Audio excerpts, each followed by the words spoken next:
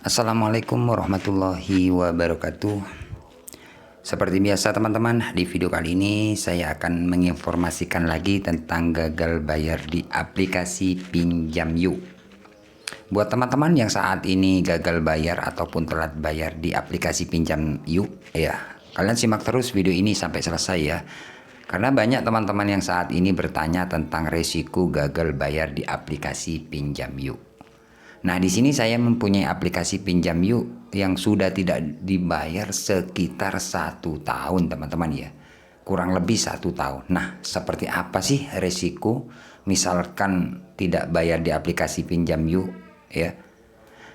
Oke, seperti biasa buat teman-teman yang baru menemukan channel ini, jangan lupa tekan tombol subscribe-nya teman-teman ya, agar teman-teman tidak ketinggalan info terbaru dari channel saya. Karena channel saya ini selalu berbagi tentang pengalaman gagal bayar pinjaman online ya, baik itu ilegal maupun legal teman-teman ya. Oke, seperti biasa yang pertama-tama di sini saya akan buka aplikasi terlebih dahulu ya, biar teman-teman yang di luar sana bisa lihat tagihan saya berapa dan sudah telat berapa seperti itu. Nanti saya akan menjelaskan sesuai pengalaman teman-teman ya. Oke, langsung saja di sini saya akan buka untuk aplikasi Pinjam Yuk. Oke, sabar dulu teman-teman ya. Oke teman-teman, nah di sini sudah kebuka ya untuk aplikasi Pinjam Yuk ya.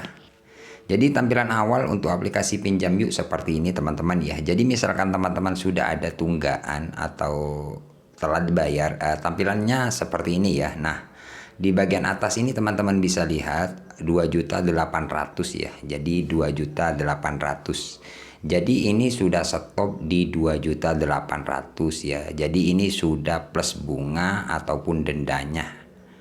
Nah, di sini ada 3 cicilan ya. Jadi totalnya keseluruhan itu 2.800.000 ya. Oke, kita coba buka di sini ya. Buka atau bayar sekarang ini ya. Kita coba cek.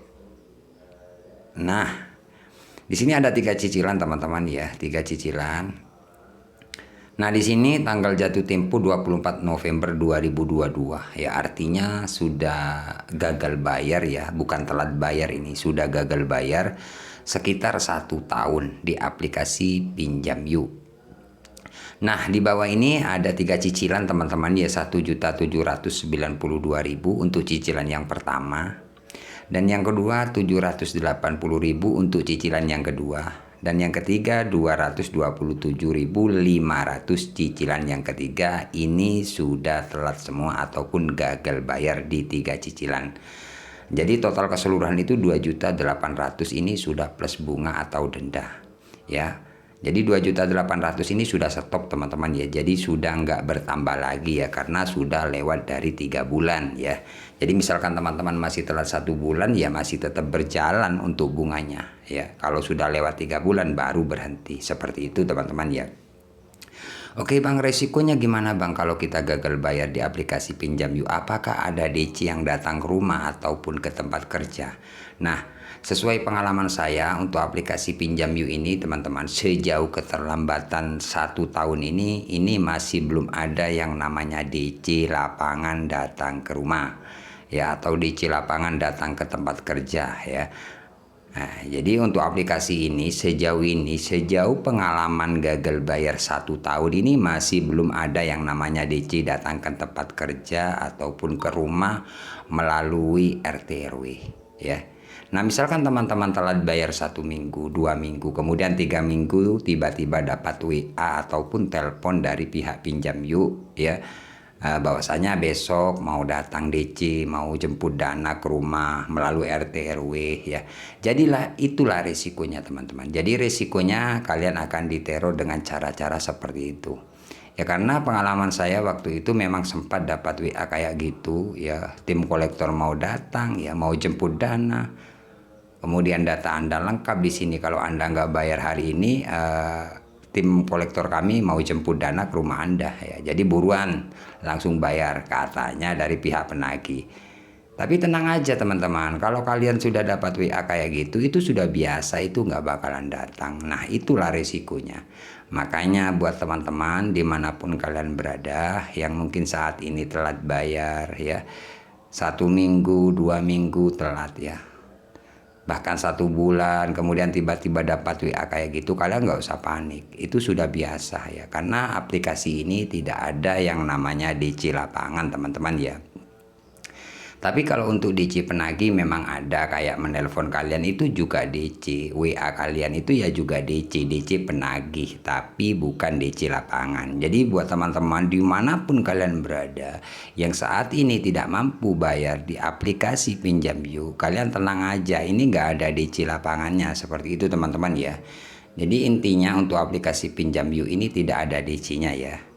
Bahkan untuk aplikasi ini waktu telat 2 minggu, 3 minggu, bahkan sampai 1 tahun ini selalu saya update terus seperti apa resikonya, seperti itu ya. Jadi untuk aplikasi ini aman. Dan kemudian pertanyaan yang sering juga ditanyakan oleh teman-teman subscriber ya, ataupun penonton di channel saya, Bang, apakah Pinjam Yuk sebar data ataupun menghubungi di luar kondar? Nah, di sini saya akan menjawab untuk sebar data ya. Jadi saya akan jawab sebar data. Jadi untuk aplikasi ini tidak ada yang namanya sebar data. Kalaupun ada mungkin 1-2 orang, itu kalaupun ada ya. Kalau pinjol ilegal itu sebar data, memang ada sebar data, tapi kalau untuk Pinjam Yuk ini tidak ada ya.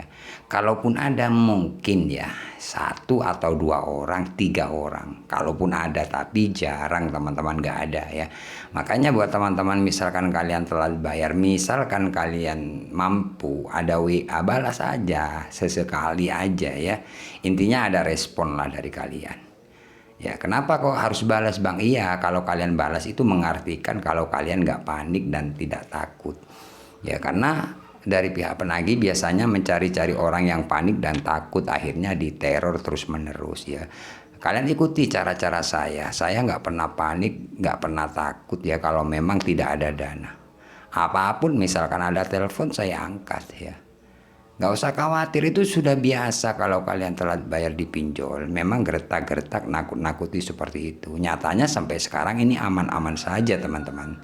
Jadi untuk aplikasi ini, saya ingatkan lagi, aman, tidak ada yang namanya sebar data ya. Bang, apakah kontak darurat kita akan dihubungi? Ya, kalau kontak darurat pasti dihubungi. Sudah pasti dihubungi ya kalau kontak darurat. Karena kontak darurat itu kayak jaminan seperti itu ya. Kemudian Bang, apakah Pinjam Yuk ini telepon ke kantor ya kalau misalkan kita telat bayar? Ya tergantung sih, kalau masalah telepon ke tempat kerja ataupun ke kantor itu tergantung kalian ya. Ya tergantung kalian nyantumin apa enggak. Kalau kalian nyantumin nomor perusahaan atau tempat kerja kalian, ya tetap dihubungi. Tapi misalkan teman-teman tidak mencantumkan, itu nggak bakalan ya. Makanya kalau teman-teman tidak mencantumkan, kemudian di telepon, dicari-cari, di searching kayak gitu. Nah, makanya kalian kalau telat bayar harus respon biar kalian tidak dianggap takut. Akhirnya dari pihak pinjol mencari-cari nomor perusahaan kalian. Meskipun kalian nggak nyantumin, nanti akan dihubungi karena kalian sudah takut dan panik. Karena pinjol itu mencari-cari orang yang panik dan takut. Akhirnya diteror seperti itu. Jadi untuk saat ini banyak sih teman-teman yang gagal bayar, telat bayar, kemudian sharing sama saya, Bang gimana Bang, saya tidak mencantumkan nomor perusahaan saya, tapi nomor perusahaan saya ditelepon. Makanya buat teman-teman harus lebih berani. Agar apa? Kalau kalian tidak mencantumkan nomor perusahaan kalian ya, itu tidak bakalan ditelepon. Tapi ada sebagian dari teman-teman yang tidak mencantumkan tapi dihubungi karena dia mencari di Google seperti itu ya. Makanya jadi kalian harus berani agar tidak, dari pihak penagih tidak melakukan seperti itu ya. Buktikan kalau kalian nggak panik dan tidak takut gitu loh teman-teman. Makanya kalian harus ikuti cara-cara saya. Ya, kalau saya pribadi nggak pernah ditelepon ke perusahaan, nggak pernah. Meskipun gagal bayar berapa aplikasi ya. Karena saya selalu merespon, ada telepon saya angkat. Ngapain takut kalau kita tidak ada dana? Makanya kalian harus buktikan kalau kalian nggak takut dan tidak panik gitu loh. Karena pinjol semakin takut kalian semakin ditakut-takuti kayak gitu loh. Intinya pinjol seperti itu. Semakin kalian berani, semakin takut dari pihak penagih gitu teman-teman ya. Jadi seperti itulah pengalaman saya gagal bayar di aplikasi Pinjam Yuk. Jika ada pertanyaan kalian bisa komen di kolom komentar. Oke, semoga video ini bermanfaat. Tunggu video-video selanjutnya dari channel saya. Saya akhiri untuk video kali ini. Assalamualaikum warahmatullahi wabarakatuh.